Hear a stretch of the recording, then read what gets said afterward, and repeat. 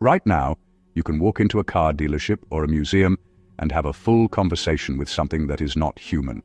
It looks at you, responds to your tone, remembers what you said earlier, and continues the interaction as if it knows you. Most people think robots replace physical work like factory jobs. That is not the full picture. Many are now being built to replace interaction instead, and that changes where they appear and how people respond to them. The shift starts with the face, because human interaction depends on reading expressions in real time. A robotic face is built with flexible materials, small actuators under the surface, and cameras placed where eyes would be. These components detect small changes in a person's expression. The system then triggers a response immediately. Companies like Realbotix and Engineered Arts develop systems that blink, track eye movement, and form subtle expressions. The goal is not just to look human. The goal is to make the interaction readable, so the person feels understood during the exchange. But this creates a new problem once expression is possible. A human smile that is returned too late feels artificial, even if the face looks correct. Systems like EMO analyze micro-movements in a person's face. The system begins responding before the expression fully appears. This shifts the system from reacting to predicting. The timing aligns between the person and the machine. The difference happens in milliseconds, but it changes the entire perception. The system no longer feels delayed. It feels synchronized, which makes the interaction seem natural instead of mechanical. Please subscribe. A second limitation appears as soon as the interaction continues beyond a single moment. A conversation resets to zero every time if the system has no memory. This breaks continuity because people expect interactions to build over time. Memory systems store past interactions and identify returning users. The Vinci system from Realbotix combines facial recognition, behavioral tracking, and structured data storage. The system recalls your name and remembers previous questions. It continues the interaction without restarting. That removes the need to explain yourself again. A system without memory feels like a tool. A system with memory starts to feel like a person. But even if expression, timing, and memory all work, the illusion still breaks in a predictable way. Human motion is continuous and adaptive. It includes all these small balance changes, posture shifts, and constant adjustment. Traditional robots rely on motors at joints, which end up producing movement that looks segmented and mechanical. Companies like Clone Robotics are building systems based on anatomy instead. They use artificial muscles that contract and relax. This produces smoother motion that more closely matches human behavior, especially during the tiny movements that people tend to notice without even realizing it. This introduces a mechanical constraint that has to be solved.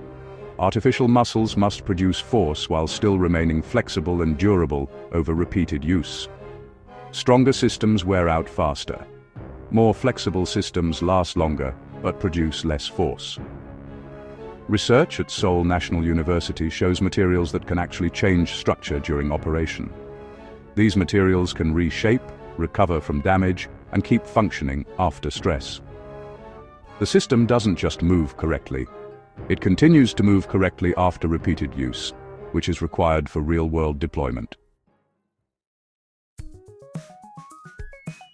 At this point, it might seem like the goal is a fully realistic physical system, but the next step removes that requirement entirely. A digital version of a person can be created using recorded speech, behavior patterns, and decision data. Meta Platforms has explored this by developing photorealistic avatars trained on real individuals. These systems respond in the same style and tone as the original person. At that point, the system no longer needs a body at all. It's no longer limited by location. It can appear wherever interaction is needed. In simple terms, the system is copying the signals that make people treat something like a person. Expression, timing, memory, movement, and identity all come together into a single process. Each part solves a different limitation, but when you put them all together, they produce a consistent effect. The interaction feels continuous and responsive. The user doesn't need to adjust their behavior at all. Instead, the system adjusts to the user. This changes how trust is formed. Before this, trust came from understanding how a system works and whether it performs reliably. Now, trust comes from how the interaction feels in real time. A system that maintains eye contact, responds quickly, and remembers past interactions produces the same signals people use to judge reliability in other humans. So the decision to trust shifts from explanation to experience, but this also creates a risk. When trust is based on interaction quality instead of understanding, failures may not be recognized immediately. A system can appear reliable even when it produces incorrect or incomplete responses. So, this leads to a different type of deployment. Instead of placing machines in isolated environments, companies place them in roles that require interaction. A humanoid assistant can greet customers, answer questions, and guide decisions. The system does not need to outperform a human in every category. It only needs to match interaction quality while remaining consistent. If the interaction feels just a bit smoother or more reliable, users may, over time, begin to prefer it. In the long run, small differences in consistency can shift behavior, even if the underlying capability is basically the same. But this creates a trade-off that is easy to miss. A system designed to maintain interaction quality can also collect large amounts of data without being perceived as intrusive. A camera on a wall is visible and often questioned, but a humanoid system making eye contact is treated as part of the interaction. The system does not change what it collects. It changes how comfortable people are while it collects it. That difference, in the end, determines whether the system is accepted or resisted.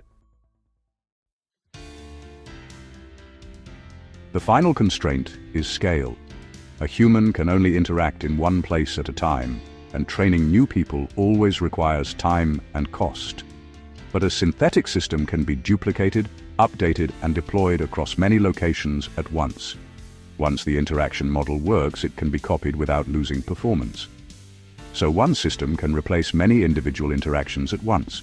This allows companies to expand interaction-based roles without the same limitations that apply to human workers. The limitation before was clear. Machines could perform tasks, but they could not participate in human interaction in a natural and continuous way. The new system changes that by copying the signals that make interaction work. Expression aligns with timing, memory creates continuity, movement supports realism, and identity extends presence. The system does not need to replace humans by force. It replaces them by matching the interaction, and then scales that interaction beyond what a human workforce can match in real-world service roles. Please like and subscribe. Thank you for watching.